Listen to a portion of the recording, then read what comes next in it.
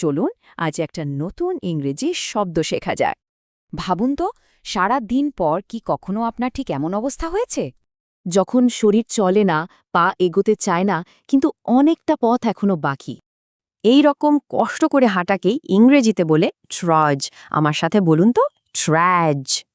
এর মানে হল ক্লান্তি বা কষ্টের কারণে খুব ধীরে ধীরে ভারী পায়ে হাঁটা।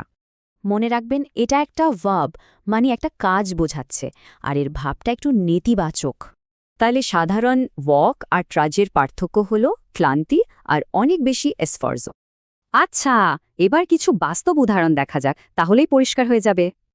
দেখুন, মিটিংটা এত ক্লান্তিকর ছিল যে সে পায়ে হেঁটে নয়, যেন শরীরটাকে টেনে অফিসে ফিরছে।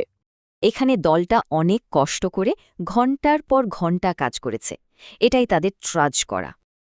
এই বাক্যে অনেক বাধার সত্ত্বেও ছেলেটি তার লক্ষ্যের দিকে কষ্ট করে এগিয়ে চলেছে। জানেন, ট্রাজ শব্দটার কিন্তু আরেকটা গভীর অর্থও আছে। এর মানে শুধু পায়ে হাঁটা নয়, কোনো বড় লক্ষ্যের দিকে হাল না ছেড়ে এগিয়ে যাওয়াও বোঝায়। এবার ভাবুন তো, জীবনের কোন লক্ষ্যের জন্য আপনিও এভাবে কষ্ট করতে রাজি আছেন?